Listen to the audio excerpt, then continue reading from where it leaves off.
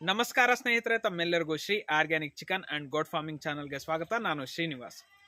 ಸ್ನೇಹಿತರೆ, ಈ ದಿನ ನಾನು ಪ್ರಮುಖವಾಗಿ ತಮ್ಮೊಂದಿಗೆ ಹಂಚಿಕೊಳ್ಳುವಂತಹ ವಿಚಾರ ಏನು ಅಂತ ನೋಡೋದಾದ್ರೆ, ಕುರಿ ಮತ್ತು ಮೇಕೆ ಸಾಕಾಣಿಕೆಯನ್ನ ಅಟ್ಟಣಿಕೆ ವ್ಯವಸ್ಥೆಯಲ್ಲಿ ಮಾಡಬೇಕಾ ಅಥವಾ ನೆಲದಲ್ಲೇ ಮಾಡಬೇಕಾ? ಕೂಡು ಕೂಡು ಪದ್ಧತಿಯಲ್ಲಿ ಕುರಿ ಮತ್ತು ಮೇಕೆ ಸಾಕಾಣಿಕೆಯನ್ನ ಏನ್ ಮಾಡ್ತಾರೆ, ಆ ರೀತಿಯಾದಂತಹ ಸಾಕಾಣಿಕೆದಾರರು ಸಾಂಪ್ರದಾಯಿಕವಾಗಿ ಏನು ಕೃಷಿ ಅಥವಾ ಮೇಕೆ ಮತ್ತು ಕುರಿ ಸಾಕಾಣಿಕೆಯನ್ನ ಮಾಡ್ತಾ ಇದ್ರು, ಆ ಸಾಕಾಣಿಕೆಯಲ್ಲಿ ನೆಲದಲ್ಲಿ ಮಾಡೋದ್ರಿಂದ ಆಗುವಂತಹ ಪ್ರಯೋಜನಗಳೇನು ಅಥವಾ ಲಾಭಗಳೇನು, ಮತ್ತೆ ಅಟ್ಟಣಿಕೆ ವ್ಯವಸ್ಥೆಯಲ್ಲಿ ಕುರಿ ಅಥವಾ ಮೇಕೆಯನ್ನ ಸಾಕಾಣಿಕೆ ಮಾಡೋದ್ರಿಂದ ಆಗುವಂತಹ ಪ್ರಯೋಜನಗಳೇನು, ಇವೆರಡರ ನಡುವೆ ಇರುವಂತಹ ವ್ಯತ್ಯಾಸಗಳು ಏನೇನು ಅನ್ನುವಂತಹ ಒಂದಷ್ಟು ಅಂಶಗಳನ್ನು ತಮ್ಮ ಜೊತೆ ಹಂಚ್ಕೊಳ್ತಾ ಹೋಗ್ತೇನೆ. ನೋಡಿ, ನಮ್ಮ ಪೂರ್ವಜರ ಕಾಲದಿಂದಲೂ, ತುಂಬಾ ಪುರಾತನ ಕಾಲದಿಂದಲೂ ಕುರಿ ಮತ್ತು ಮೇಕೆಗಳನ್ನ ಸಾಂಪ್ರದಾಯಿಕವಾಗಿ ಮೇಯಿಸ್ಕೊಂಡ್ ಬರ್ತಾ ಇರೋದನ್ನ ನಾವು ನೋಡ್ತಾ ಇದ್ದೀವಿ. ಈ ಸಾಂಪ್ರದಾಯಿಕ ಅಥವಾ ಬಯಲು ಮೇವಿನ ವ್ಯವಸ್ಥೆ ಏನಿದೆ, ಅಂದ್ರೆ ಹಗಲೆಲ್ಲ ಹೊರಗಡೆ ಮೇಯಿಸ್ಕೊಂಡು ಸಂಜೆ ಮನೆಗೆ ಬರುವಂತಹ ಒಂದು ವ್ಯವಸ್ಥೆ ಇತ್ತು. ಇಲ್ಲಿ ಏನ್ ಮಾಡ್ತಾ ಇದ್ರು, ನೆಲದಲ್ಲೇ ಕೂಡು ಹಾಕ್ತಾ ಇದ್ರು ಕುರಿ ಅಥವಾ ಮೇಕೆಗಳನ್ನ. ಕೂಡು ಹಾಕದಂತಹ ಸಂದರ್ಭದಲ್ಲಿ ನೆಲದಲ್ಲೇ ಅವು ಜೀವನ ನಡೆಸ್ತಾ ಇತ್ತು. ಮತ್ತೆ ನಾಳೆ ಬೆಳಿಗ್ಗೆ ಅದೇ ರೀತಿ ಅವರು ಬಯಲಿಗೆ ಅಥವಾ ಕಾಡಿಗೆ ಹೊಡ್ಕೊಂಡೋಗಿ ಸಾಕಾಣಿಕೆ ಮಾಡೋದನ್ನ ನೋಡ್ತಾ ಇದ್ವಿ. ಕಾಲಾಂತರದಲ್ಲಿ, ಅಂದ್ರೆ ಕಾಲ ಬದಲಾಗ್ತಾ ಹಲವಾರು ರೀತಿಯಾದಂತಹ ಭೌಗೋಳಿಕ ಅಂಶಗಳು, ಹವಾಮಾನ ಆಗಿರಬಹುದು, ಮತ್ತೆ ಸಾಕಾಣಿಕೆ ಮಾಡ್ಲಿಕ್ಕೆ ಭೂಮಿಯ ಅವೈಲೇಬಲ್ ಅಂತ ಏನ್ ಕರಿತೀವಿ, ಅಂದ್ರೆ ಭೂಮಿಯ ಒಂದು ಅವೈಲಬಿಲಿಟಿ ಕಡಿಮೆ ಇರೋದ್ರಿಂದ ಆಗಿರ್ಬೋದು, ಜನ ಹೊರಗಡೆ ಮೇಯಿಸ್ಲಿಕ್ಕೆ ಯೋಚನೆ ಮಾಡ್ತಾ ಇದ್ದಾರೆ. ಆದ್ರಿಂದ ಹೆಚ್ಚು ಜನ ಕೂಡು ಪದ್ಧತಿಯಲ್ಲಿ ಕುರಿ ಮತ್ತು ಮೇಕೆಗಳನ್ನ ಸಾಕಾಣಿಕೆ ಮಾಡ್ತಾ ಇದ್ದಾರೆ. ಹಾಗಾದ್ರೆ ಈಗ ನಾವು ಕುರಿ ಮತ್ತು ಮೇಕೆಗಳನ್ನ ಈ ಒಂದು ಜಾಗದಲ್ಲಿ ಕೂಡಿ ಹಾಕಿ, ಅಂದ್ರೆ ಈಗ ಇವತ್ತು ಸ್ಟಾಲ್ ಫೀಡಿಂಗ್ ಅಂತ ಏನ್ ಕರಿತೀವಿ ಇಂಗ್ಲಿಷ್ ಅಲ್ಲಿ, ಅಥವಾ ಅಟ್ಟಣಿಗೆ ವ್ಯವಸ್ಥೆ, ಏನು ಈ ಒಂದು ಹೈಟೆಕ್ ಶೆಡ್ ನ ಮಾಡ್ಕೊಂಡು ಏನು ಸಾಕಾಣಿಕೆ ಮಾಡ್ತಾ ಇದಾರೆ, ಆ ರೀತಿ ಸಾಕಾಣಿಕೆ ಮಾಡುವಂತಹ ರೈತರು ಹೇಳುವಂತಹ ಒಂದಷ್ಟು ಉಪಯೋಗಕಾರಿ ಅಂಶಗಳು ಏನೇನು ಅಂತ ನಾನು ತಮ್ಮ ಜೊತೆಗೆ ಹಂಚ್ಕೊಳ್ತಾ ಹೋಗ್ತೇನೆ.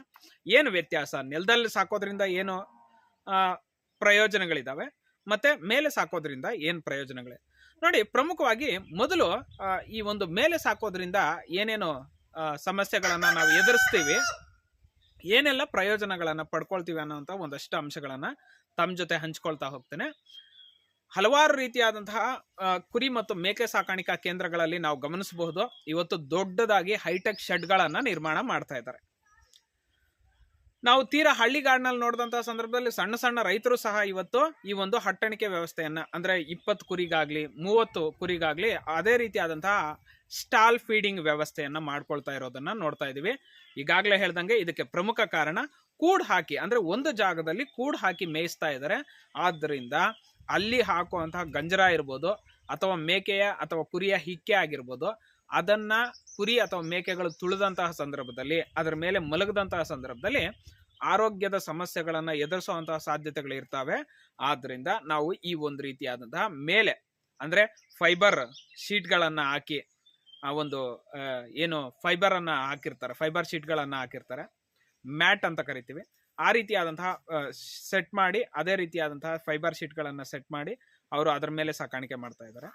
ಅದಷ್ಟೇ ಅಲ್ಲದೆ ಈ ಒಂದು ಏನು ಚಕ್ಕೆ ಬರುತ್ತೆ ಹಲಿಗೆಗಳಲ್ಲಿ, ನೀಲಗಿರಿ ಹಲಿಗೆ ಆಗಿರ್ಬೋದು, ಮರದ ಹಲಿಗೆಗಳನ್ನ ಹಾಕಿ, ತಾವಿಲ್ಲಿ ಗಮನಿಸ್ಬೋದು, ಮರದ ಹಲಿಗೆಗಳನ್ನ ಹಾಕಿ ಆ ಮರದ ಹಲಿಗೆಗಳ ಮೇಲೆ ಆ ಒಂದು ಸ್ಟಾಲ್ ಫೀಡಿಂಗ್ ವ್ಯವಸ್ಥೆಯನ್ನ ಮಾಡೋದನ್ನ ನೋಡ್ತಾ ಇದ್ದೀವಿ. ಅದಷ್ಟೇ ಅಲ್ಲದೆ ಅವುಗಳಿಗೆ ಮುಂದೆ ಏನು ಮೇವನ್ನ ತಿನ್ಲಿಕ್ಕೆ ಅದರದೇ ಆದಂತಹ ಕಂಪಾರ್ಟ್ಮೆಂಟ್ಗಳನ್ನ ನಿರ್ಮಾಣ ಮಾಡಿರೋದನ್ನ ನೋಡ್ತೀವಿ. ಇದೆಲ್ಲದನ್ನು ಗಮನಿಸಿದಾಗ ಕುರಿ ಅಥವಾ ಮೇಕೆಗಳು ಬೇಗ ಬೆಳವಣಿಗೆ ಬರಲಿ, ಅವು ಏನು ಆ ಹಿಕ್ಕೆಯನ್ನಾಗ್ಲಿ ಗಂಜರವನ್ನಾಗ್ಲಿ ತುಳಿದೆ ಮೇಲಿದ್ದಂತಹ ಸಂದರ್ಭದಲ್ಲಿ ಯಾವುದೇ ರೀತಿಯಾದಂತಹ ಸಮಸ್ಯೆ ಬರೋದಿಲ್ಲ, ಗ್ರೋತ್ ಬೇಗ ಆಗುತ್ತೆ ಅನ್ನೋದು ಹಲವಾರು ರೀತಿಯಾದಂತಹ ರೈತರ ಅಭಿಪ್ರಾಯ. ಅದಷ್ಟೇ ಅಲ್ಲದೆ ಎರಡನೇ ಅಂಶ ಏನು ಅಂತ ನೋಡಿದಾಗ ನೋಡಿ, ರೈತರಿಗೆ ಇಲ್ಲಿ ರಿಸ್ಕ್ ಫ್ಯಾಕ್ಟರ್ ಕಮ್ಮಿ ಇರುತ್ತೆ, ಅಂದ್ರೆ ಕೆಲಸದ ಒಂದು ಒತ್ತಡ ಕಡಿಮೆ ಇರುತ್ತೆ ಅಂತ ರೈತರು ಹೇಳ್ತಾ ಹೋಗ್ತಾರೆ. ಯಾಕಂದ್ರೆ ಈಗ ನೀವು ನೆಲದಲ್ಲಿ ಮೇಯಿಸಿದ ಅಂತಹ ಸಂದರ್ಭದಲ್ಲಿ ದಿನ ಕಸ ಗುಡಿಸ್ಬೇಕಾಗತ್ತೆ. ಆದ್ರೆ ನೀವು ಮೇಲೆ, ಅಂದ್ರೆ ಅಟ್ಟಣಿಗೆ ವ್ಯವಸ್ಥೆಯಲ್ಲಿ ಅಥವಾ ಸ್ಟಾಲ್ ಫೀಡಿಂಗ್ ಅಲ್ಲಿ ಏನ್ ಸಾಕಾಣಿಕೆ ಮಾಡ್ತೀರಿ, ಹಿಕ್ಕೆ ಗಂಜರ ಎಲ್ಲ ನೆಲಕ್ಕೆ ಬೀಳೋದ್ರಿಂದ ನೀವು ಒಂದಷ್ಟು ದಿನಗಳ ಕಾಲ ಆದ್ಮೇಲೆ ಒಟ್ಟಿಗೆ ನೀವು ಫಾರ್ಮ್ ಅನ್ನ ಕ್ಲೀನ್ ಮಾಡ್ಕೋಬಹುದಾಗಿದೆ. ಅಲ್ಲಿ ಯಾವುದೇ ರೀತಿಯಾದಂತಹ ಸಮಸ್ಯೆಗಳನ್ನ ಎದುರಿಸೋದಿಲ್ಲ ನೀವು, ಅಂದ್ರೆ ದಿನಾ ಕಸ ಗುಡಿಸ್ಬೇಕು ಅನ್ನುವಂಥ ಯಾವುದೇ ಸಮಸ್ಯೆ ಇರೋದಿಲ್ಲ ಅನ್ನೋದು ರೈತರ ಅಭಿಪ್ರಾಯ ಆಗಿದೆ. ದಿನ ಗೂಡಿಸ್ಬೇಕಾದ್ರೆ ನಿಮಗೆ ಲೇಬರ್ ಖರ್ಚು ಜಾಸ್ತಿ ಬರ್ತಾ ಹೋಗುತ್ತೆ. ಆದ್ರಿಂದ ಶ್ರಮಿಕರ ಒಂದು ಅವಶ್ಯಕತೆ ಕಡಿಮೆ ಆಗ್ತಾ ಹೋಗುತ್ತೆ ನೀವು ಯಾವಾಗ ಅಟ್ಟಣಿಗೆ ವ್ಯವಸ್ಥೆಯಲ್ಲಿ ಕುರಿ ಅಥವಾ ಮೇಕೆಯನ್ನ ಸಾಕಾಣಿಕೆ ಮಾಡ್ತಿರೋ ಆ ಸಂದರ್ಭದಲ್ಲಿ ಈ ರಿಸ್ಕ್ ಕಡಿಮೆ ಆಗುತ್ತೆ ಅನ್ನೋದು ಹಲವಾರು ರೀತಿಯಾದಂತ ರೈತರ ಸಮಸ್ಯೆ. ಮತ್ತೆ ರೋಗ ರುಜಿನಗಳಿಂದ ಕುರಿ ಅಥವಾ ಮೇಕೆಗಳನ್ನ ಪಾರ್ ಮಾಡಬಹುದು. ಆ ಹಿಕ್ಕೆ ನೆಲಕ್ಕೆ ಬಿದ್ದೋಗೋದ್ರಿಂದ ಏನೇ ಸಮಸ್ಯೆ ಇರಲಿ ಆ ಕೆಳಗಡೆ ಇರೋದ್ರಿಂದ ಇವು ಹೈಜಿನಿಕ್ ಆಗಿರ್ತವೆ, ಕ್ಲೀನ್ ಆಗಿರ್ತವೆ, ಅಲ್ಲಿ ಏನು ಸಮಸ್ಯೆ ಬರೋದಿಲ್ಲ ಅನ್ನೋದು ಹಲವಾರು ರೈತರ ಹೇಳುವಂತಹ ವಿಚಾರ ಆಗಿದೆ. ನೆಕ್ಸ್ಟ್ ನಿಮ್ಗೊಂದಷ್ಟು ಏರಿಯಾ ಉಳಿತಾಯ ಆಗುತ್ತೆ. ಅಂದ್ರೆ ಕೆಳಗಡೆ ನೀವು ಕೋಳಿಗಳನ್ನಾಗ್ಲಿ ಇನ್ಯಾವುದೇ ಜೀವಿಗಳನ್ನಾಗ್ಲಿ ಸಾಕಾಣಿಕೆ ಮಾಡ್ಕೋಬಹುದು. ಅವುಗಳ ಸಾಕಾಣಿಕೆಗೆ ಕೆಳಗಡೆ ಅನುಕೂಲ ಆಗುತ್ತೆ ಅನ್ನೋದು ಸಹ ತುಂಬಾ ಒಂದು ರೈತರ ಅಭಿಪ್ರಾಯ ಆಗಿದೆ. ನೀವು ಮೇಲೆ ಅಟ್ಟಣಿಗೆ ವ್ಯವಸ್ಥೆಯಲ್ಲಿ ಕುರಿ ಮೇಕೆಗಳನ್ನ ಸಾಕಾಣಿಕೆ ಮಾಡಿ ಕೆಳಗಡೆ ಕೋಳಿಗಳನ್ನ ಸಾಕಾಣಿಕೆ ಮಾಡಿದ್ರೆ ಏಕಕಾಲದಲ್ಲಿ ಡ್ಯೂಯಲ್ ಬೆನಿಫಿಟ್ ಅಂತ ಕರಿತಾ ಹೋಗ್ತೀವಿ. ಅಂದ್ರೆ ದ್ವಿ ಆದಾಯವನ್ನ ಪಡಿಬಹುದಾಗಿದೆ. ಈ ಕಡೆ ಕುರಿ ಅಥವಾ ಮೇಕೆಯಿಂದ ಆದಾಯ ಬರುತ್ತೆ, ಈ ಕಡೆ ಕೋಳಿ ಸಾಕಾಣಿಕೆಯಿಂದನೂ ಆದಾಯ ಬರುತ್ತೆ. ಆ ಮೇಕೆಗಳಾಗಿದ್ದ ಹಿಕ್ಕೆಯನ್ನ ಅಲ್ಲಿ ಆಗಿರುವಂತಹ ಮೇವಿನ ವೇಸ್ಟ್ ಅನ್ನ ಕೆಳಗಡೆ ಇರುವಂತಹ ಕೋಳಿಗಳು ಅದು ತುಂಬಾ ವ್ಯಯ ಆಗದಂತೆ ಅದನ್ನ ತಿನ್ಕೊಂಡು ಜೀವಿಸಿ ಅದು ಮೊಟ್ಟೆ ಕೊಡೋದನ್ನ ಮರಿ ಕೊಡೋದನ್ನ ನೋಡ್ತಾ ಹೋಗ್ಬೋದು. ಈ ರೀತಿಯಾದಂತಹ ಸಾಧ್ಯತೆಗಳು ಇರ್ತವೆ ಅಂತ ಹೇಳ್ತಾ ಹೋಗ್ತಾರೆ. ಸೊ ಈ ಎಲ್ಲಾ ಅಂಶಗಳು ಕುರಿ ಅಥವಾ ಮೇಕೆಯನ್ನ ಸಾಕಾಣಿಕೆ ಮಾಡುವಂತ ಸಂದರ್ಭದಲ್ಲಿ ಮತ್ತೆ ಇನ್ನೂ ಒಂದು ವಿಚಾರ ನೋಡೋದಾದ್ರೆ, ನೀವು ಆ ಕಂಪಾರ್ಟ್ಮೆಂಟ್ಗಳಲ್ಲಿ ಮೇವನ್ನ ಏನ್ ಕೊಡ್ತೀರಾ ಆ ಮೇವನ್ನ ಸಹ ಕ್ಲೀನ್ ಆಗಿ ತಿಂದು ಬಿಡ್ತವೆ. ಅಂದ್ರೆ ವೇಸ್ಟೇಜ್ ಆಗೋದಿಲ್ಲ, ಯಾವುದೇ ರೀತಿಯಾಗಿ ವ್ಯಯ ಆಗೋದಿಲ್ಲ, ವೃಧಾ ಆಗೋದಿಲ್ಲ ಅನ್ನೋದು ಹಲವಾರು ರೀತಿಯಾದಂತಹ ರೈತರ ಅಭಿಪ್ರಾಯ. ಸೊ ಇದೆಲ್ಲವೂ ಸಹ ನೀವು ಸ್ಟಾಲ್ ಫೀಡಿಂಗ್ ಅಥವಾ ಹೈಟೆಕ್ ಶೆಡ್ ಅನ್ನ ನಿರ್ಮಾಣ ಮಾಡಿಕೊಂಡು ಕುರಿ ಅಥವಾ ಮೇಕೆಯನ್ನು ಸಾಕಾಣಿಕೆ ಮಾಡಿದಾಗ ಆಗುವಂತಹ ಅನುಕೂಲಗಳು ಅಂತಲೇ ಹೇಳ್ತಾ ಹೋಗ್ಬೋದು. ಅದಾದ ನಂತರ ಇಲ್ಲಿ ಬರುವಂತಹ ಸಮಸ್ಯೆಗಳು ಏನು ಅಂತ ನೋಡೋದಾದ್ರೆ, ಹೈಟೆಕ್ ಶೆಡ್ನ ನಿರ್ಮಾಣ ಮಾಡಿದಾಗ ಒಂದಷ್ಟು ರೈತರು ಇಲ್ಲಿ ಆಗುವಂತಹ ಸಮಸ್ಯೆಗಳ ಬಗ್ಗೆನೂ ಸಹ ಹಂಚ್ಕೊಳ್ತಾ ಹೋಗ್ತಾರೆ. ನೋಡಿ, ನೀವು ಈ ಮರದ ಒಂದು ಏನು ಈ ಹಲಗೆಗಳನ್ನ ಹಾಕಿಸಿ ಏನು ಕುರಿ ಅಥವಾ ಮೇಕೆಗಳನ್ನ ಸಾಕಾಣಿಕೆ ಮಾಡ್ತೀರಿ, ತುಂಬಾ ಸಂದರ್ಭದಲ್ಲಿ ಸಣ್ಣ ಸಣ್ಣ ಒಂದು ಕುರಿ ಅಥವಾ ಮೇಕೆ ಮರಿಗಳು ಅದರ ಒಂದು ಮಧ್ಯಭಾಗದಲ್ಲಿ ಕಾಲನ್ನ ಸಿಗಾಕ್ಸ್ಕೊಳ್ಳುವಂತಹ ಸಾಧ್ಯತೆಗಳು ಹೆಚ್ಚಾಗಿರ್ತವೆ. ಕಾಲು ಸಿಗಾಕೊಂಡಾಗ ಅಥವಾ ಕಾಲು ಅದರಲ್ಲಿ ಏನು ಇಟ್ಟಂತಹ ಸಂದರ್ಭದಲ್ಲಿ ಆ ಕಾಲು ಮುರಿಯುವಂತಹ ಸಾಧ್ಯತೆ, ಕಾಲಿಗೆ ಪೆಟ್ಟಾಗುವಂತಹ ಸಾಧ್ಯತೆ ಹೆಚ್ಚಾಗಿ ಕಾಣಬಹುದಾಗಿದೆ. ಅದಾದ ನಂತರ ನೋಡೋದಾದ್ರೆ ಮೇಲೆಯಿಂದ ಏನು ಕುರಿ ಹಿಕ್ಕೆ ಹಾಕಿರುತ್ತೆ ಆ ಹಿಕ್ಕೆಯಲ್ಲಿ ನಾವು ತುಂಬಾ ದಿನ ಬಿಟ್ಟು ಬಿಡ್ತೀವಲ್ಲ, ಅಲ್ಲಿ ಹುಳ ಉಪ್ಟೆ ಕ್ರಿಯೇಟ್ ಆಗಿ ಬ್ಯಾಕ್ಟೀರಿಯಾಗಳು ಕ್ರಿಯೇಟ್ ಆಗಿ ಅವು ಮೇಲಕ್ಕೆ ಬಂದು ಕುರಿ ಅಥವಾ ಮೇಕೆಗಳಿಗೆ ತೊಂದರೆ ಮಾಡುವಂತಹ ಸಾಧ್ಯತೆ ಇರುತ್ತೆ. ಈ ರೀತಿ ಕಾಯಿಲೆಗಳಿಗೆ ತುತ್ತಾಗುವಂತ ಸಾಧ್ಯತೆ ಇತ್ತು ಅಂತ ಕೆಲವು ರೈತರು ಹೇಳ್ತಾ ಹೋಗ್ತಾರೆ.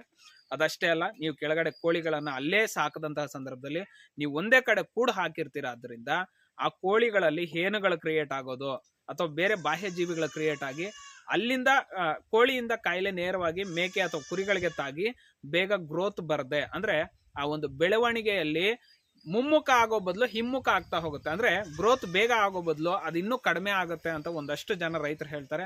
ಯಾವುದೇ ಕಾರಣಕ್ಕೂ ಕುರಿ ಮತ್ತೆ ಕೋಳಿಗಳನ್ನು ಒಂದೇ ಜಾಗದಲ್ಲಿ ಸಾಕೋದ್ರಿಂದ ಕುರಿಯ ಮಾಂಸದ ಇಳುವರಿ ಹೆಚ್ಚಾಗೋದಿಲ್ಲ. ಯಾಕಂದ್ರೆ ಅಲ್ಲಿನ ಕೋಳಿ ಏನೇನಿರುತ್ತೆ ಅಥವಾ ಅಲ್ಲಿನ ಸೂಕ್ಷ್ಮಾಣು ಜೀವಿಗಳು ಇವುಗಳ ಮೇಲೆ ಎಫೆಕ್ಟ್ ಬೀರುತ್ತೆ ಅಂತ ಒಂದಷ್ಟು ರೈತರು ಹೇಳ್ತಾ ಹೋಗ್ತಾರೆ. ಇವು ಅನಾನುಕೂಲಗಳು ಅಂತಲೇ ಕರಿಬಹುದು, ಅಂದ್ರೆ ಸಮಸ್ಯೆಗಳು.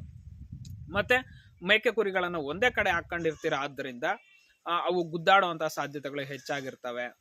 ಹೊರಗಡೆಗೆ ಬಿಡದೇ ಇದ್ದಾಗ ಆ ಸೂರ್ಯನ ಬಿಸಿಲು ಹೆಚ್ಚಾಗಿ ತಾಗೋದಿಲ್ಲ, ವೆರೈಟಿ ಟೈಪ್ ಆಫ್ ಫುಡ್ಸು ಅದಕ್ಕೆ ಸಿಗೋದಿಲ್ಲ ಅನ್ನೋದು ಒಂದಷ್ಟು ರೈತರ ಹಂಚ್ಕೊಂಡಿರುವಂತಹ ಅಭಿಪ್ರಾಯ.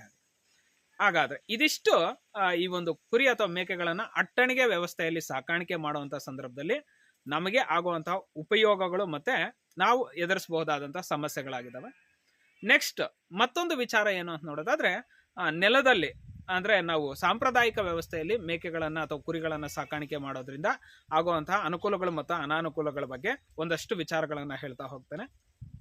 ನೋಡಿ, ನಾವೇನಾದ್ರೂ ಓವರ್ ಆಲ್ ಆಗಿ ನೋಡಿದಾಗ ದೇಶದಾದ್ಯಂತ ಕುರಿ ಅಥವಾ ಮೇಕೆ ಸಾಕಾಣಿಕೆದಾರರಲ್ಲಿ ಬಹುತೇಕ ಎಬೋವ್ 60% ಅಂತ ಏನ್ ಕರಿತೀವಿ, 60ಕ್ಕಿಂತಲೂ ಹೆಚ್ಚು ಮೇಲ್ಪಟ್ಟು ಸಾಕಾಣಿಕೆದಾರರು ಈ ಒಂದು ಏನು ಸಾಂಪ್ರದಾಯಿಕ ವ್ಯವಸ್ಥೆಯಲ್ಲಿ ಕುರಿ ಅಥವಾ ಮೇಕೆಯನ್ನ ಸಾಕಾಣಿಕೆ ಮಾಡ್ತಾ ಇದ್ದಾರೆ. ಈ ರೀತಿಯಾದಂತಹ ಕೃಷಿಯಲ್ಲಿ ತೊಡ್ಕೊಂಡಿದ್ದಾರೆ.